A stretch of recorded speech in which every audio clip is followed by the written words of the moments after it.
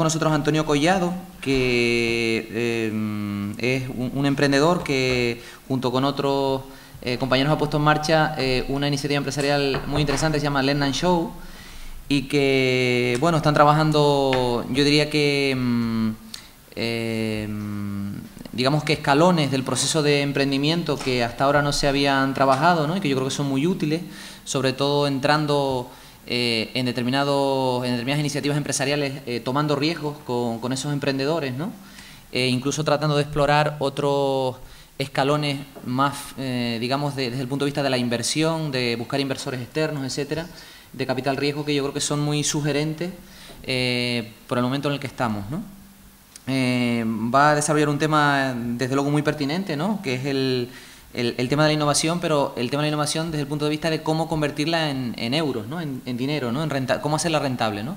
Decía Alfons Cornellà que para innovar hay que tener buenas ideas, evidentemente, pero esas ideas tienen que convertirse en valor, es decir, tienen que ser valoradas por alguien, y como tercer paso, eso tiene que ser convertido en dinero, ¿no? En cash flow, ¿no? Entonces, pues bueno, está muy bien tener buenas ideas que le guste a alguien, pero además eso tiene que ser rentable. Si alguien tiene que estar dispuesto a pagar por esas nuevas ideas y hacer, para quien las tenga y las ponga en marcha, que sean rentables, ¿no? Pues nada, dejamos a Antonio hablando de un tema que a veces empieza a ser ya casi manido, ¿no? Lo de la innovación, y corremos el riesgo de que se pierda el auténtico significado, ¿no? Yo creo que la intervención de Antonio va a contribuir a que eso no sea así. Seguro. Pues Antonio, cuando quieras, te pone... Bueno, no tenemos micro, nos hemos quedado sin batería. No sé si para el tema se está grabando algo, que es posible que pueda haber algún problema de audio, pero bueno, en la sala yo creo que proyecto la voz y puedo llegar hasta el final.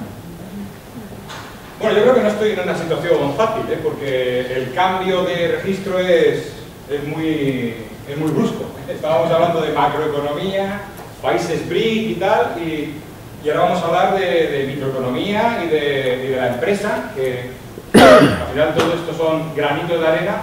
Él ha hablado de la playa, ¿no? Y yo voy a hablar de los granitos de arena. Yo simplemente por dar mi visión sobre, o mi experiencia sobre el tema de la playa, por decirlo así, yo, además de lo que ha estado contando Francisco, trabajo también como consultor en una empresa de consultoría en gestión de la innovación. Y ya desde hace 25 años ya es una empresa que dio el salto internacional, ¿no? Es una empresa española de consultoría, y ya hace 25 años se planteaba estas cosas, en cierta medida, salir fuera, ver qué es lo que estaba pasando por allí.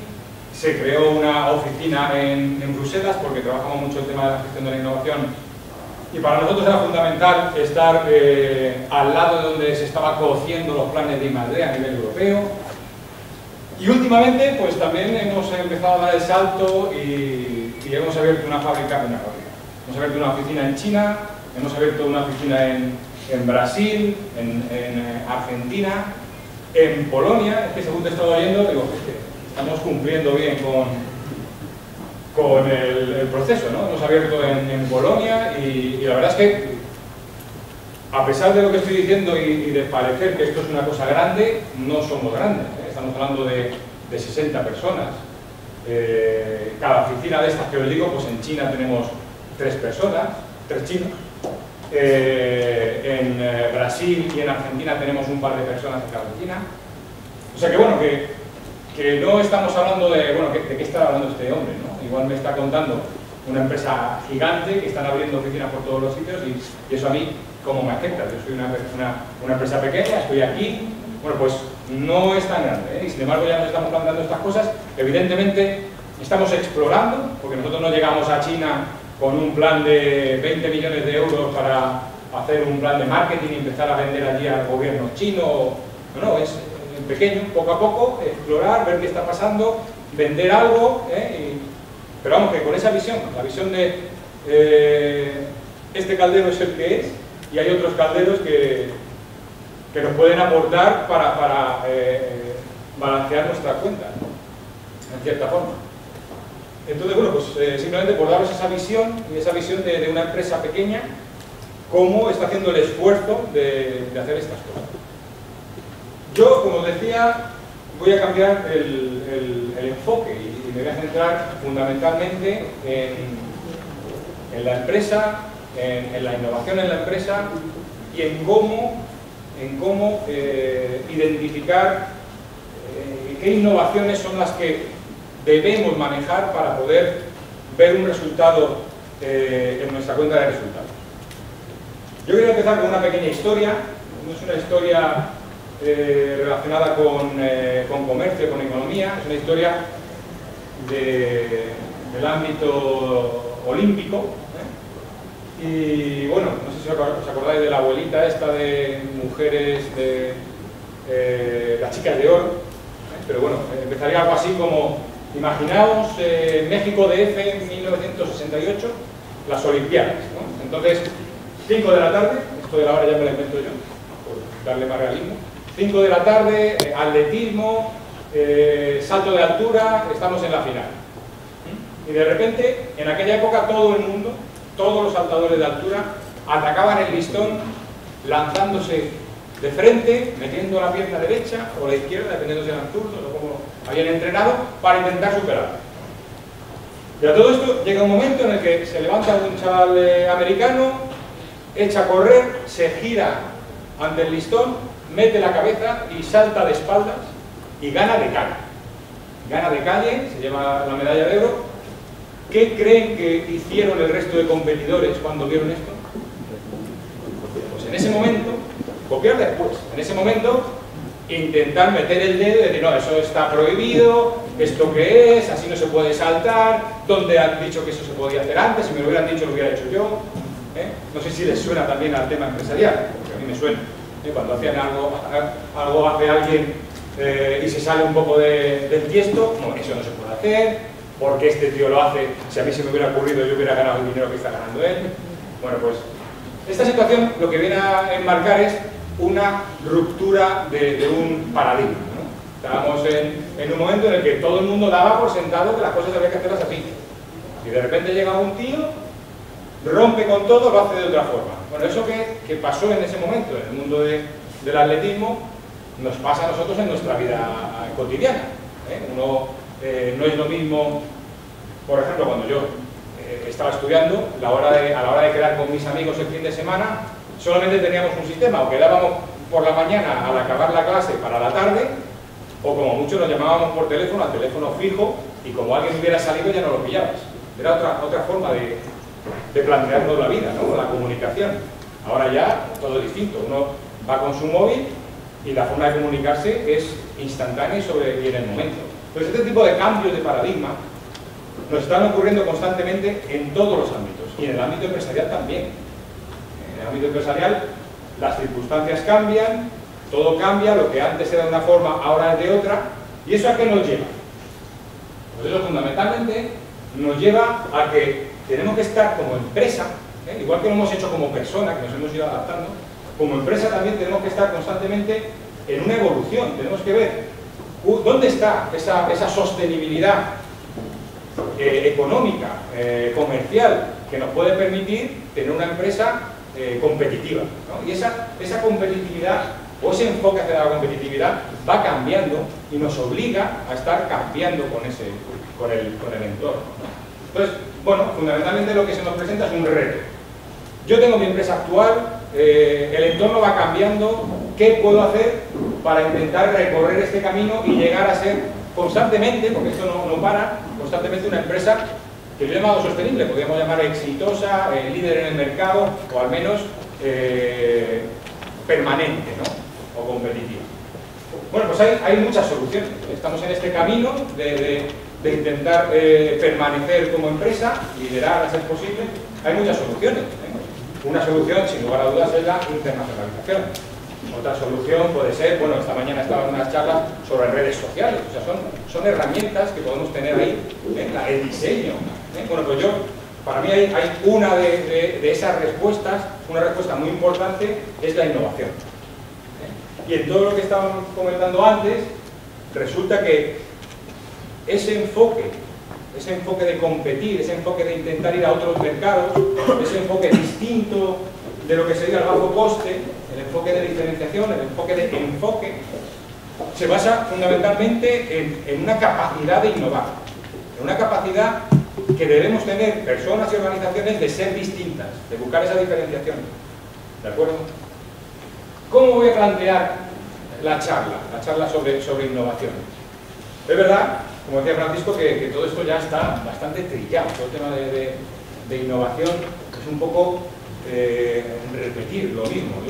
Yo por lo menos lo que sí espero es que la gente vaya absorbiendo los conceptos y vaya cambiando su forma de ver las cosas y cada vez lo vayamos viendo de una forma más innovadora en general. Pero bueno, yo voy a intentar enfocar a... Bien, innovación sí, pero ¿cómo yo consigo que mi empresa... Me parece muy bien el tema de la innovación, pero yo tengo una empresa, tengo una cuenta que saldar todos los años de ingresos y costes. ¿Cómo yo consigo que este concepto se me transforme en algo que me sea rentable? Entonces, bueno, pues a mí no se me ocurre otra forma de comentar esto que poner un ejemplo de cuenta de resultados. O sea, al final, si estamos hablando de dinero, estamos hablando de cómo transformar esa innovación en euros, bueno, pues tenemos que ir a donde se contabilizan en las empresas ese tipo de cosas. Si de este esquema contable queremos hacer un pequeño resumen, bueno, pues yo hablaría de, por un lado tenemos los ingresos de explotación, los gastos de explotación, que haciendo la cuenta nos van a dar ese resultado de explotación, que es la actividad principal de la empresa. Por otro lado tenemos un apartado financiero, en el que, bueno, pues vamos moviendo una serie de recursos económicos y también ahí podemos obtener un beneficio. Pero bueno, yo fundamentalmente me centraría, y por eso lo voy a extraer de ahí, de ese concepto global, me centraría en la parte de ingresos de explotación y gastos de explotación. Entonces ahora, lo que voy a decir ahora, pues igual puede parecer un poco obvio, pero después de haber trabajado con un montón de empresas en gestión de la innovación y en trabajar la identificación de proyectos innovadores y ejecutarlos, os puedo decir que ya no es tan obvio. Y yo lo que solemos aplicar es este tipo de conceptos a la hora de seleccionar dónde nos vamos a meter y por qué nos vamos a meter. Entonces, al final, si queremos que esto, una innovación, se transforme en nuestra cuenta de resultados, en una cifra, tenemos que centrarnos en incrementar los ingresos de explotación, es decir, que aquellas innovaciones que vayan orientadas a generar nuevo producto o a generar nuevo enfoque comercial, tiene que ser porque veamos claro que nos van a repercutir en unos ingresos de explotación incrementados. Por otro lado, no solamente debemos o podemos hacer proyectos que vayan orientados a ese apartado, por otro lado tenemos un apartado de los gastos de explotación. Y igual que influimos en incrementar los ingresos, podemos influir en hacer decrecer los gastos, ¿no? Entonces, todos aquellos proyectos que vayan orientados a que en nuestra organización consigamos tener unos costes menores, pues serán transferibles a la cuenta de explotación de la empresa. Es decir, yo lo que os estoy diciendo es, vamos a ir aplicando este concepto a la hora de innovar. Innovar sí, pero vamos a plantearnos también desde el inicio si estamos afectando positivamente y cuánto a incrementar nuestras ventas, y habrá que estudiarlo, y si estamos afectando de forma positiva a decrecer nuestros costes. Y lo digo que esto resulta obvio, pero no lo es tanto, cuando trabajas con empresas que ponen encima de la mesa proyectos que no está tan claro esta componente y que ni ellos, cuando lo preguntas, realmente te saben contestar y normalmente acaban en, bueno, vale, pues este proyecto no. Porque realmente es cierto que tampoco va a afectarnos económicamente como se podía plantear. Aparte de estos dos conceptos hay un tercero. Hay un tercero que igual no se transforma económicamente tan fácil, que es el de los intangibles. Uno también puede estar sembrando para crear reputación, para crear impacto en nuestro cliente, y eso sería esa tercera componente que no es tan fácil de trasladar a corto plazo durante la vida del proyecto o al acabar el proyecto en unos ingresos incrementados o en unos gastos decrementados, pero que sí sabemos que estamos afectando a esos intangibles y que en algún momento, al final incluso aunque afectemos los intangibles, en algún momento tendrá que aparecer un incremento en los ingresos de explotación. O sea, si yo estoy apostando porque mi reputación como empresa crezca, que se me conozca más, que se me valore más, es porque en algún momento yo espero que eso afecte en lo que yo vendo, en vender más, ¿no? Entonces, bueno, fundamentalmente tenemos esos tres apartados cuando queremos influir a través de la innovación para mejorar la cuenta de resultados. Pero es que no solamente cuando influimos positivamente conseguimos esos efectos, es que también hay un efecto, que es lo que he puesto ahí, de qué se pierde si no lo hago. Porque bueno, igual planteamos, mira, yo como estoy bien, mi cuenta de resultados está bien, bueno, pues si no innovo, no arriesgo, es verdad que igual no consigo sus efectos positivos, pero tampoco me pasa nada, yo ya lo tengo bien todo controlado. Bueno, pues hay un efecto que es el de perder cuando uno no innova. ¿Qué perdemos? Bueno, pues hay un ejemplo de una empresa de vaqueros, de fabricación y comercialización de pantalones de vaqueros, muy famosa, que durante muchísimos años tenía la mayoría del mercado mundial.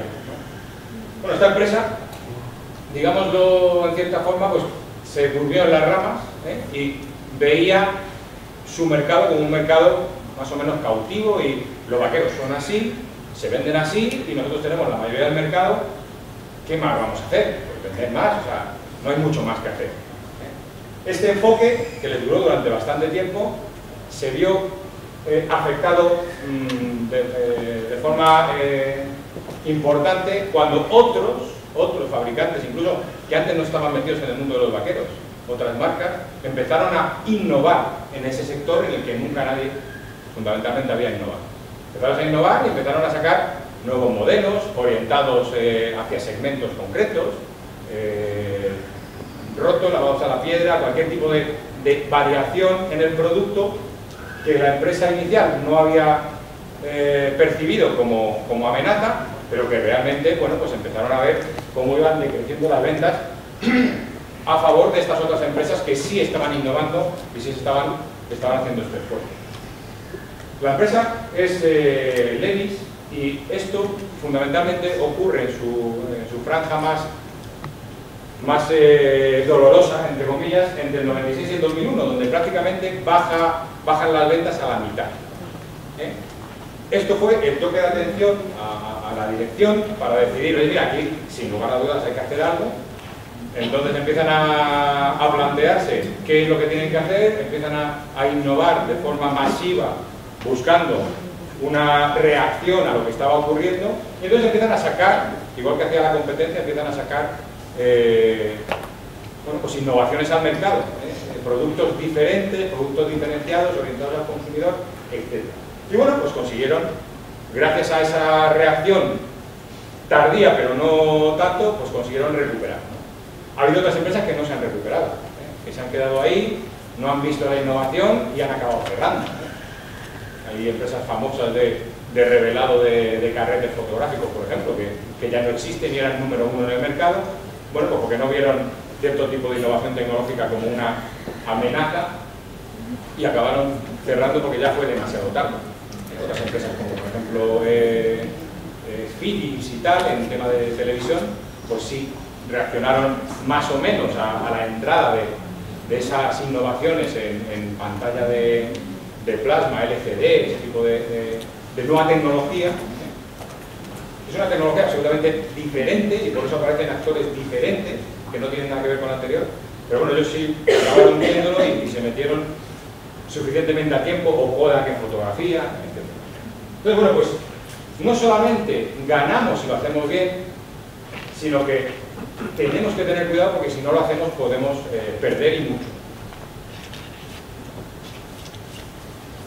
Bueno, como digo, esta es la parte un poco más tradicional de innovación, no voy a entrar muy en detalle, pero bueno, ya sabéis, la innovación es la introducción de nuevos productos o procesos o servicios mejorados respecto a los que ya hay, o nuevos, o cualquier tipo de mejora organizativa en las prácticas internas de la empresa. Eso es innovar. Hay muchas definiciones, esta es la del manual de Oslo de la OCDE. Hay muchos tipos de innovación, también supongo que ya lo habréis visto en algún momento. Están las tecnológicas, las no tecnológicas. Las tecnológicas pueden ser de producto, de proceso, las hay disruptivas, no disruptivas. Bueno, esto es la parte un poco más teórica sobre gestión de la innovación. Importante aquí, bueno, pues que no todo tiene que ser tecnológico. Hay innovaciones no tecnológicas, hay innovaciones que tienen que ver con cómo organizamos la empresa, cómo enfocamos el marketing, un montón de actividades de mercado, etc. Volvemos otra vez al aspecto económico.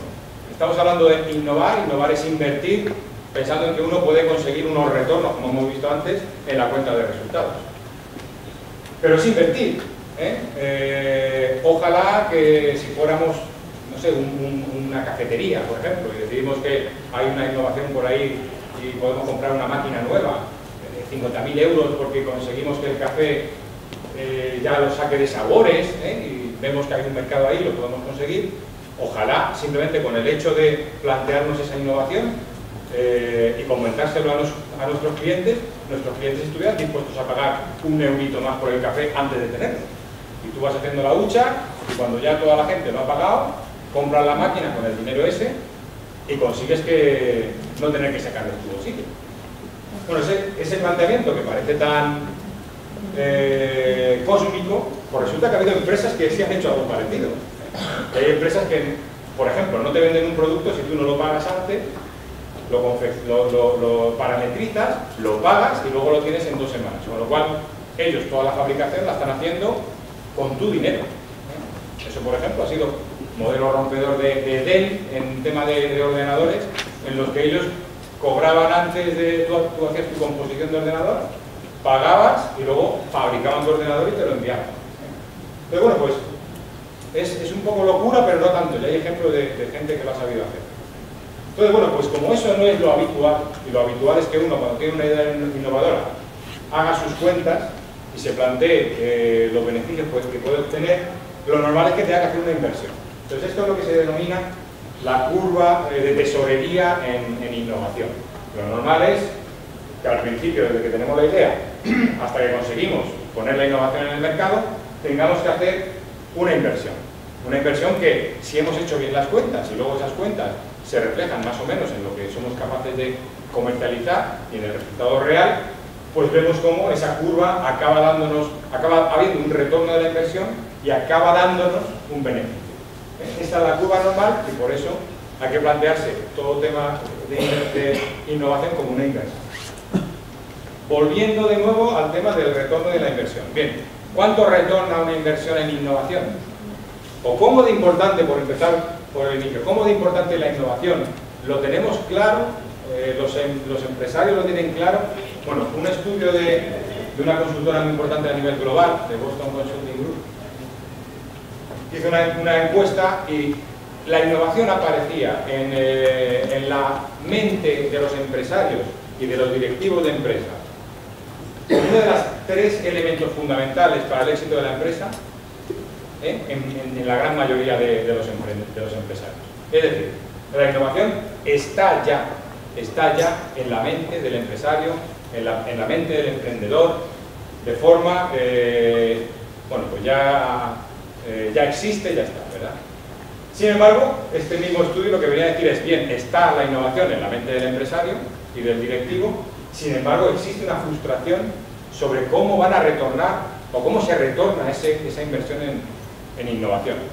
O sea que lo que existe ahora es seguramente lo que os pasa también a vosotros. La innovación la tenéis en la cabeza, os parece fundamental, una de los tres elementos más importantes de la empresa, pero tenéis esas dudas y esa frustración con, bien, pero es importante, pero no sé cómo, no sé cuándo.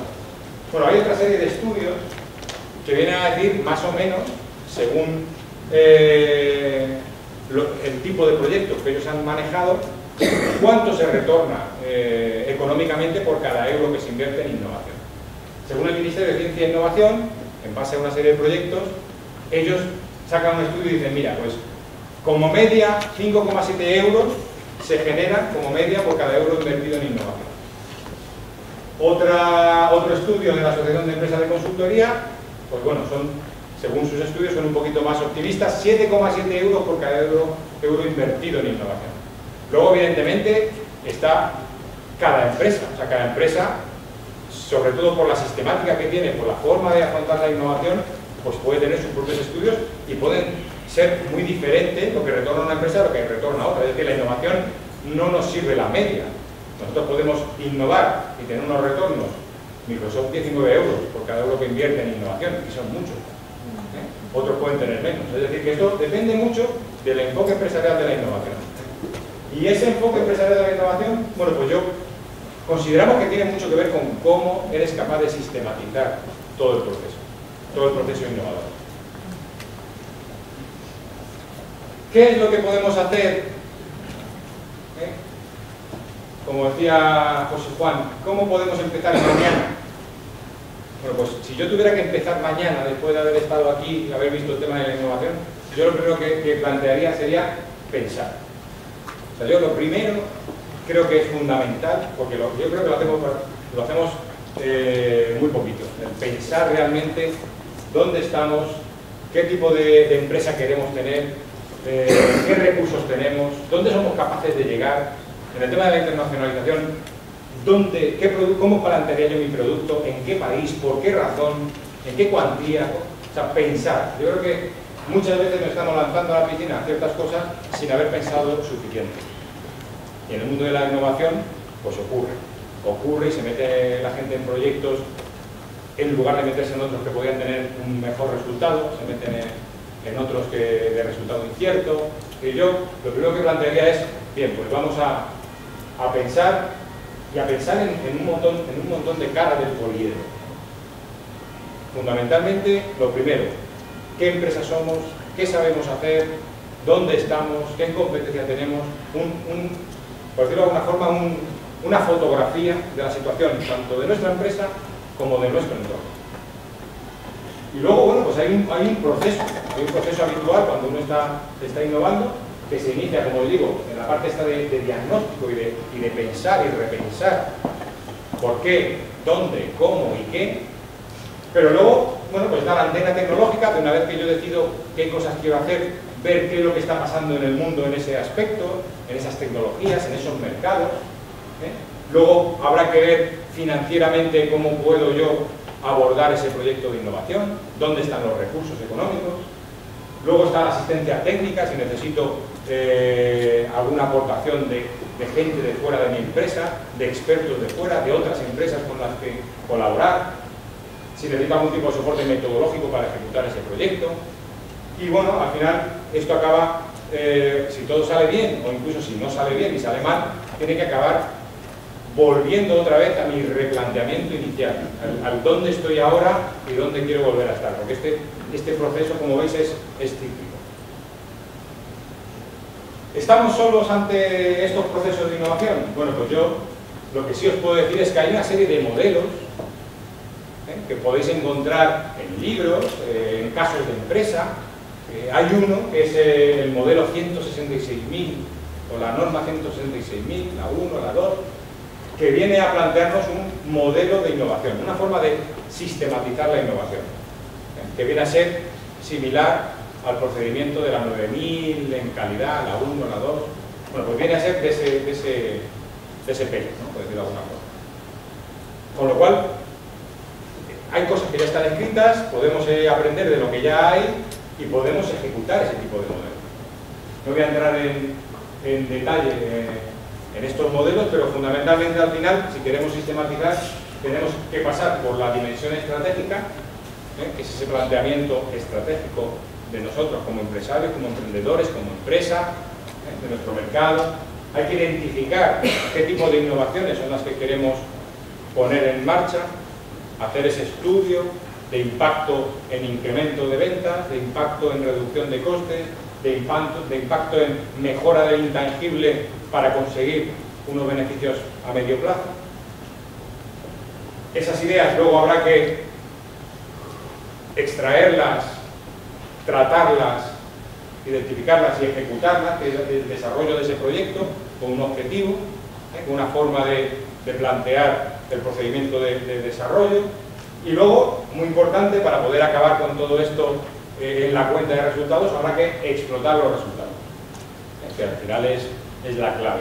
La innovación tiene que llegar al mercado, la innovación tiene que tener ese resultado positivo gestionando lo que sale de la innovación. Y esto, que también vuelve a resultar obvio, yo he visto empresas en las que se invierte una serie de cantidades al inicio con unos objetivos y unas expectativas. Esto normalmente, cuanto más grande es la empresa, más ocurre. Se va desarrollando el proyecto, pero en algún momento se atasca. En algún momento se atasca y hay veces que ocurren dos cosas. A veces se atasca negativamente, quiero decir que con un pequeño empujón podríamos sacarlo adelante y podríamos tener unos resultados, si no 100% pata negra lo que buscábamos, a menos un 80% que nos permitan salir airosos, y sin embargo se atasca por las personas, por algún tipo de problema que pueda haber, y acaba siendo como un problema de un departamento, de una persona con otra, y lo que están buscando es deshacerse de lo que ya había. Matar el proyecto, acabarlo, eso ya es... Todavía estamos con eso, con ese proyecto, pues ese lleva ya 2 años. Entonces, hay veces que fusilan un proyecto cuando le quedaba un pequeño empujón, y en lugar de darle el pequeño empujón, porque hay que tener en la cabeza siempre el resultado. Entonces, si tú estás matando el proyecto, que puede tener un resultado, aunque sea 40% de lo que yo esperaba, y eso es suficiente como para justificar la inversión, lo que no tiene ningún sentido es cargarse el proyecto porque estamos tirando por la borda la inversión que ya se ha hecho. Eso lo he visto en muchos proyectos, sobre todo empresas medianas grandes. Por otro lado, a veces ocurre lo contrario. Hay veces que tenemos un proyecto, en un momento dado se ve que ese proyecto no va a tener el resultado que se esperaba, se ve, se sabe, ya hay un sistema similar, hemos llegado un poco tarde, y hay veces que se decide que, sea como sea, hay que acabar el proyecto, hay que seguir invirtiendo el año que queda, cuando realmente lo mejor que se podía hacer en ese momento era parar el proyecto. Y tomar la decisión de, oye, mira, pues nos hemos equivocado, la innovación es así, es asumir una serie de riesgos, pero saber decir en un momento dado si me merece la pena continuar o no. Y eso tiene que ver mucho con la explotación de resultados y con cómo afecta a nuestra cuenta de resultados. Bueno, pues hay una serie de etapas, hay que decidir que tú quieres desarrollar un sistema de innovación. Como os decía, hay sistemas ya que existen, que se pueden transponer a la empresa, traer, implementar en la empresa.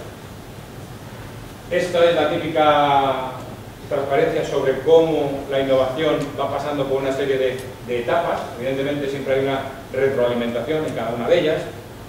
No tiene por qué pasar por la fase inicial de investigación y desarrollo. Hay veces que no es necesario investigar, y la innovación viene ya de resultados ya existentes, y sin embargo lo llevamos a un producto, a un proceso. Y al final, en la parte más económica, yo plantearía que todo proyecto innovador al final tiene dos claves. Una es la clave técnica de ejecutar esa idea que tenemos, ese proyecto, y otra es un eslabón financiero, cómo yo voy a conseguir financiar esa idea o esa necesidad que tengo innovadora, ¿vale? Entonces, bueno, pues en ese eslabón financiero es donde pueden entrar ayudas como las que se comentaban antes, de internacionalización del producto, o programas que ya existen a nivel regional, nacional, europeo. Nuestra visión desde este punto de vista es que las ayudas a nivel regional están cayendo bastante en picado. A nivel nacional también hay recortes importantes, pero en Europa siguen creciendo. Y las ayudas a la I+D europea cada vez son mayores, evidentemente porque el programa Marco, que es el principal, se gesta hace 6 años, entonces estábamos en otra situación, pero es que ya se está cocinando el siguiente para otros 6 años y es mayor que este. Es decir, digamos que ese aspecto de los calderos, bueno, pues alguien se le ha encendido la bombilla y ha decidido que hay que intentar inyectar dinero, además de la internacionalización, inyectar dinero en la I+D, que va a permitir esa internacionalización. Digamos que es el proceso que nos permite ser diferentes, hay que seguir inyectando ahí, porque eso es lo que nos va a permitir llenar nuestro caldero y poder ser distintos a los países que están, países emergentes, ¿no? Entonces yo sí os digo, y esa es desde nuestra experiencia, la parte esta de proyectos europeos, también quiero que lo veáis como algo bastante más cercano de lo que se suele ver. No es tan complicado, igual sí es un poco más complicado que un proyecto de I+D regional o nacional, pero no es algo inabordable. Nosotros estamos presentando proyectos europeos, obteniendo fondos europeos para empresas de 14 empleados en Tenerife, por ejemplo, por poner un ejemplo, y que ni siquiera se dedican a la alta tecnología, ¿eh? Una empresa que fabrica elementos de madera para construir casas de madera. Bueno, pues ahí se van generando ideas innovadoras en las que se busca un refuerzo de los elementos de madera con nanotecnología de carbono, y como la empresa no tiene ese conocimiento, bueno, pues se acaba buscando a alguien que se lo puede dar. Todo esto que os estoy contando es un caso real de una empresa real que ha obtenido la financiación y ha patentado el producto, ¿no? Ahora está en la fase de conseguir que toda esa inversión que ha hecho ahora le aparezca en la cuenta de resultados. ¿Qué es lo que está haciendo en ese camino? Bueno, pues ya está llegando a un acuerdo con el Ministerio de la Vivienda en Cabo Verde para poder ejecutar proyectos de viviendas allí en madera altamente tecnológica, por decirlo de alguna forma. Esta empresa también ha estado ya haciendo prototipos en Golfo Pérsico, por ejemplo. O sea que yo lo que quiero también es un poco desmitificar el concepto de proyecto europeo I+D, empresa grande. No. Empresa pequeña, empresa de Canarias, interés, ganas, ideas, visión, interés por un mercado, ejecución, búsqueda. No es tan complicado. Y bueno, ya para ir acelerando el proceso, simplemente deciros, hay un ciclo de vida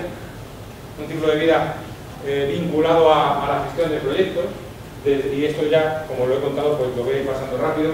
Primero se hace un análisis de la empresa, de la situación, se hace una I+D+I en detalle de qué es lo que queremos hacer, se busca la financiación, si necesitamos socios, buscamos socios para hacer un proyecto más potente, si es necesario, etc. Y al final siempre acabando con una gestión apropiada de los resultados que nos permita volver a realimentar el ciclo.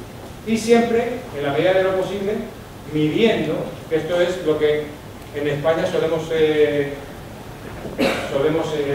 fallar, no solamente en medir, también en sistematizar. Y nosotros que trabajamos mucho en proyectos europeos, ahí se ven mucho los perfiles culturales incluso de los distintos pueblos, ¿no? Y trabajamos, por ejemplo, mucho con alemanes, y los alemanes tienen una sistematización ya genética brutal. Entonces, ellos no van a repetir la misma cosa dos veces de forma diferente. Si salió una vez bien, lo sistematizan, lo documentan y ya no lo sacan de ahí. ¿Qué les hace esto? Les hace ser muy productivos. Cuando estamos hablando de llevar a cabo tareas reiteradas, pues les hace ser muy productivos. Es verdad que luego también nosotros, a diferencia de esto, no somos tan sistemáticos, ahí fallamos, somos mucho menos productivos. De hecho, no hay más que ver los estudios sobre productividad, estamos desastrosos, pero sí es verdad que somos muy de idea feliz. Es decir, que en proyectos europeos nos complementamos muy bien. Y no es el primer proyecto en el que estoy colaborando con alemanes, con finlandeses y tal, y llega un punto en el que ellos quieren dar el paso 3, porque estamos en el 2, el paso 3 no se puede dar, con lo cual tú propones, oye, mira, pues pasamos del paso 3, vamos al 4, vamos haciendo una parte del 4 y luego volvemos. No, eso les bloquea un poco la cabeza, porque ellos son sistemáticos hasta ese punto, ¿no? No, después del 3 va al 4 y luego ya iremos al 5, pero hasta que no tengamos el 4 no seguimos. Entonces, bueno, lo que quiero decir es, esos puntos débiles los tenemos que ir limando, sobre todo si queremos, pues eso, trabajar con otras culturas, internacionalizarnos, pues tenemos que saber que nuestra forma de trabajar hay que limarla, ¿no? Y ser más productivos, pensar de otra forma, y si estamos pensando en vender en otros países y en abrir oficina o abrir fábrica en otros países, tendremos que conocer al país, no solamente las necesidades y los gustos y cómo plantear el producto, sino también cómo trabajar, cómo ir a una reunión, cómo sentarnos y hacer negocio. Bueno, financiación puede ser financiación propia, la más normal suele ser la que sale de la propia empresa, de los beneficios que va generando, van haciendo proyectos de I+D, que luego retornen por otro lado, o financiación con recursos ajenos. Estamos muy mal en relación con el resto del Estado en financiación pública. Ejemplos, bueno, pues proyectos del FEDETI, Canarias, el penúltimo, solo por debajo Baleares. Sabéis que hay unos incentivos fiscales muy potentes a la I+D+I, que hacen que luego en la cuenta de resultados pues te puedas desgravar la inversión que has hecho. Bueno, pues ahí tampoco estamos muy bien situados, y eso que Canarias tiene unos beneficios añadidos respecto a la media o a lo que hay en el Estado a la hora de grabación fiscal. Ahí también tenemos que mejorar. En todo esto no estamos solos, estamos con una serie de entidades a nuestro alrededor que nos pueden ayudar, desde instituciones públicas a proveedores, a consultoras, a expertos, a intermediarios. La propia competencia nos da ideas de por dónde ir. Es decir, hay que estar siempre arropados por un entorno que del que nos podemos aprovechar. Los dos ejemplos que os quería contar, bueno, pues el de Tramas os lo he contado ya, ese de las empresas, la empresa esta que se ha metido en proyecto, está desarrollando un nuevo tipo de producto, por decirlo de alguna forma, y está abriéndose a mercados de fuera, África ahora, hace tiempo estuvieron ya en Golfo Pérsico. Y luego os quería dar un ejemplo con una empresa con la que trabajamos mucho, y que era una empresa que se dedicaba a fabricar máquinas de medir para el sector de automoción, principalmente, algo también en aeronáutico, pero principalmente automoción. Y era una empresa, bueno, pues que era tecnológica, bueno, más que tecnológica, era innovadora. Intentaban innovar en sus máquinas, pero sin la alta tecnología. Bueno, pues hemos ido ayudándoles a ir migrando hacia una empresa más tecnológica. Ya hemos llegado a acuerdos con empresas que fabrican cabezales para medir sin contacto, tipo láser y tal, y estamos consiguiendo, bueno, pues eso, una empresa normalita, Crimen, de verdad que vendía ya de forma internacional, pero es porque su mercado es internacional. Uno no puede fabricar máquinas de medir para el sector del automóvil y pretender vender únicamente a SEAT en Martorell, ¿no?, en Barcelona. Entonces, ya directamente su mercado tiene que ser internacional. Y esto pasa mucho con ideas. Hay ideas que ya desde el inicio tienen la obligación de tener ese mercado internacional, porque si no, no merecería la pena desarrollar biotecnología para vender únicamente en La Palma, o en Canarias, o en España. O sea, cuando uno se mete en eso es porque está pensando en un mercado mucho más global. Y nada, simplemente deciros que nosotros tenemos la experiencia de ir llevando ese tipo de innovaciones a la cuenta de resultados, y proponeros que lo que vayáis a hacer, esas ideas que tengáis, le apliquéis antes de poneros a ejecutar ese filtro de la cuenta de resultados: más ingresos, menos costes o mejora de los ingresos. Nada más. Muchas gracias.